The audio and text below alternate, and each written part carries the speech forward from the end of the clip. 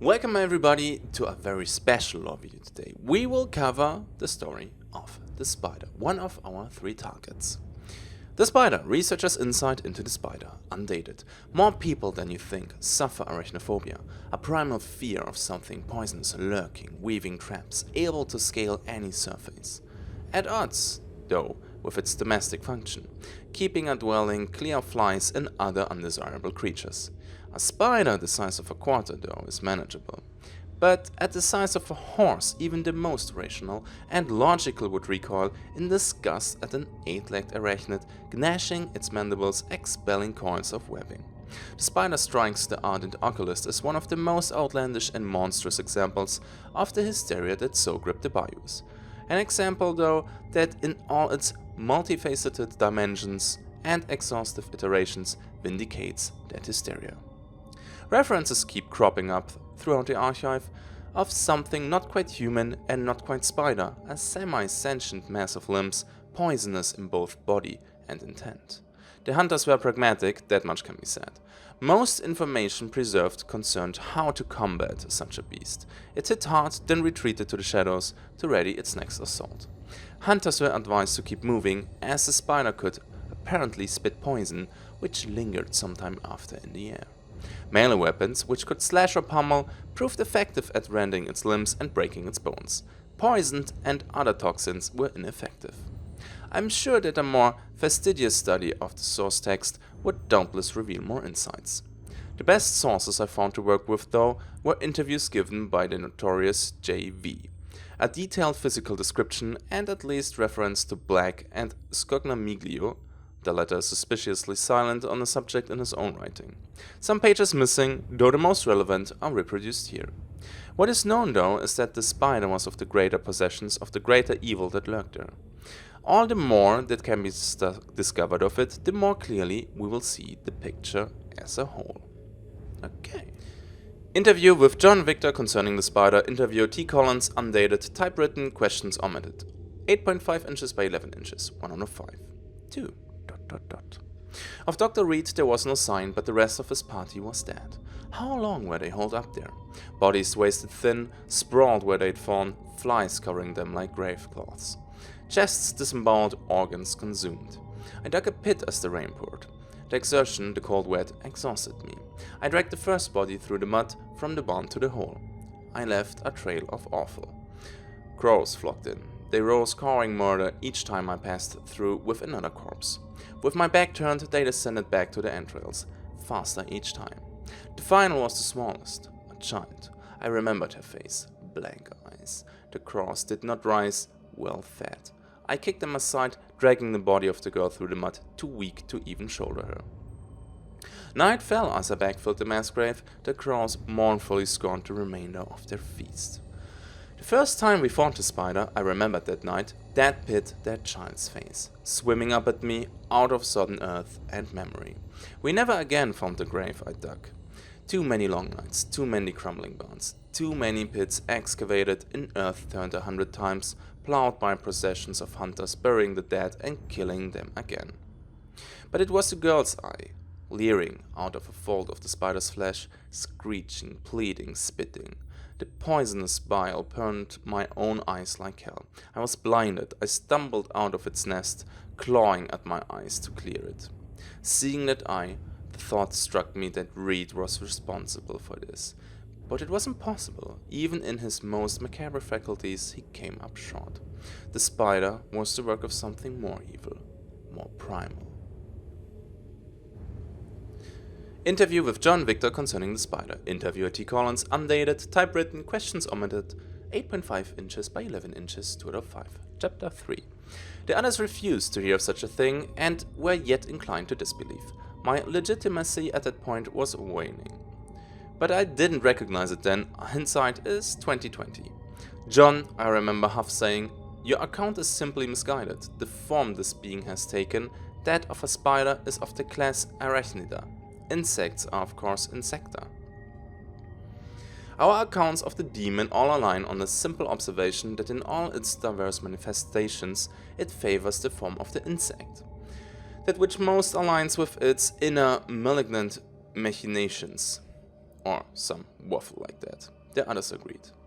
Then the other hunters brought in their reports that such a beast existed.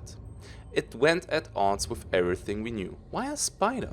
Scogna Miglio, genius if there ever was one dumb enough to hunt, figured it out, of course. Why it was different, what it was for. For me it was too late, the damage to my reputation was done, the AHA in disarray. That's another story, one we'll have time to go into.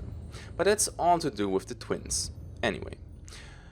We did what we could to kill it, and a hunter did so, Daniel Glanton. Ah, that name's familiar to you. He was the first I knew of. We all breathed a sigh of relief. Then another hunter made a claim to have killed it again, and proved it. Then another. I killed it. I did what I could to verify the stories, but a pattern emerged. There was more than one of this thing, but never more than one at once, if that makes sense. It was reforming. Scogna Miglio would have been able to explain it better. As the money rolled in, the competition became fiercer. Friendly rivalries became outright firefights. We all wanted a piece of it. Thought not in a literal sense, as banishing burned up most its body. We weren't getting any closer though, and though it's seen it once, that girl's face wasn't going away. Interview with John Victor concerning the spider. Interviewer T. Collins, undated, typewritten, questions omitted, 8.5 inches by 11 inches, 305, chapter 5. I told you already that the spider poisoned me real bad the first time I fought it. I don't know if it affected my memory, if that wasn't a poison, but it seems likely because I remember little else about that night. I had come through to a dock central in the dead zone. Scogna Miglio likely presumed later that this was its original location where it first manifested. I can't attest to that being true. When I arrived, there was a hunter bleeding out in the dirt. In one hand was a machete, in the other an unhuman appendage. I recognized him, a populist from Alabama. I put him out of his misery. I didn't know then, but that body part had belonged to the spider. It had once been a forearm, I think. Too many joints, one ended in a large knuckle and branched off into two deformed toes or fingers. Impossible to say. It was tipped with a thick black nail. The flesh was raw and blistered where it wasn't callosed. The exact function of that appendage soon became self-evident. Entering the dock, I could hear something moving around, though couldn't see where. The interior was strange, as if it was covered in something. The angles were softened, like under dust sheets. Giant strands of white, ropey webbing I saw as my eyes adjusted to the light. I found myself in an open room, light streaming in from the upper windows, a half-built boat sat rotting. I could not spot the origin of that scuttling I'd so far heard. Black viscous liquid, a droplet the size of my fist, splattered onto my sleeve. Instinctively I followed the tendril of viscous bile upward, toward the ceiling where her eye peered back. Hanging off a beam, ready to pounce, lurked the twisted and malformed mass of my quarry. As it pounced, I had time for a single shot. It must have struck true. The monster, for a moment, was stopped in its tracks, a moment that, on reflection, saved my life. Interview with John Victor concerning the spider. Interviewer T. Collins, undated. Typewritten, questions omitted, 8.5 inches by 11 inches, 4-5, chapter 8. The time I killed the spider, I was more prepared. I'd searched Black's journal for the relevant pages, but I fear my copy is missing them, and that may be the only one left. At the time, though, he had carried out a great feat in just compiling the information. We were divided, every hunter for themselves. At the time, I'd sooner kill you than give away a hard-fought trade secret. Black had managed to extract hundreds. Of course, the price had been paid in blood, just not his own. Knowledge is of course more valuable the less it's distributed. The spider was formed of many human forms, shaped together into one entity. Black termed the central human the alpha entity. The spider has, after all, one head located in the mandibles, its sensory and faculty. There was a bulbous, swollen mass on its back that was the lungs, heart, stomach, all grossly engorged to give the spider athletic endurance and agility. Thing is, one man don't have enough limbs.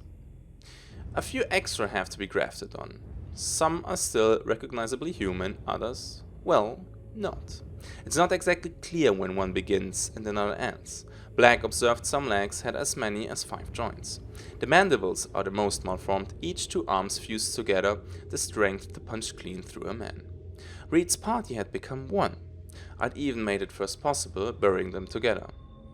See, a spider must be formed out of a number of people who'd shared great and insurmountable suffering. The Bai was full of that. So, if it's human in its construction, you might ask, how did it make web or how did it produce poison? Black could only guess. Inverting the function of the liver? I remember he'd put in the margin.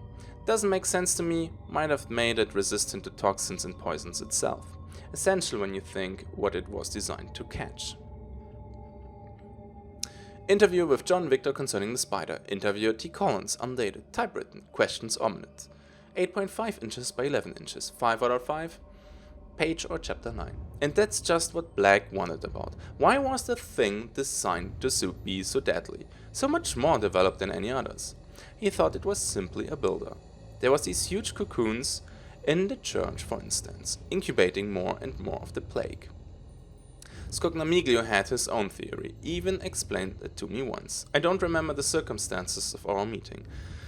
It was something after I'd killed it myself. I believe he cashed out my bounty even. He said parts of the devil, the Lord of the Flies, the sculptor, whatever you want to call it, went bad. Not often, but they did. When it weakened, they went feral or something like to that. Hard to imagine, isn't it? The spider, Scognamiglio speculated, was there to make sure that it didn't happen. It was faster and stronger than anything else, symbolically different to the insectoid forms of the others. Its function was cauterization. Destroy the bad parts, trap them in webs, kill them, eat them. I was never witness to such behavior, never saw it, didn't believe it. Scognamiglio, though, he was a smart one. Argued his case. He said that obviously, when hunters were after it, the Lord had greater concerns than cutting chaff. Smart bastard. Didn't help him in the end, though, did it? But coming back to Black, that the spider was there as a builder, was just survival really. Or I hope so. You'd have thought that our priorities would have been straight. That if the spider was eating the bad parts, we'd have let it eat to its heart's content. Less for us to kill. Nicer to think we were stopping it from building something new, right? But in all honesty, I think even if we'd have known that, I don't know if we would have done it any different. I'm inclined to believe Black. Less speculative, more concrete. In the end, what does it do? What it does don't matter. It's how it dies. True words. So, we unlocked it a while ago. Spider. Stage 5 out of 5. 50 clean sweeps for the boss. We finished the Butcher. Assassin is almost completed. I'm recording this on Thursday, 1 AM. So I have a couple of days left until, they reset the Book of Lore. What else do we have? We have Hellhounds, Water Devils. Yeah. I think the Meathead and the 3 bosses. So 6 more lore videos, including this one, are coming right up to you. Thank you for watching. I see you in the next one. I think we will go with the Hellhound. See what that puppy is up to. And then we continue. Thank you for watching and bye bye.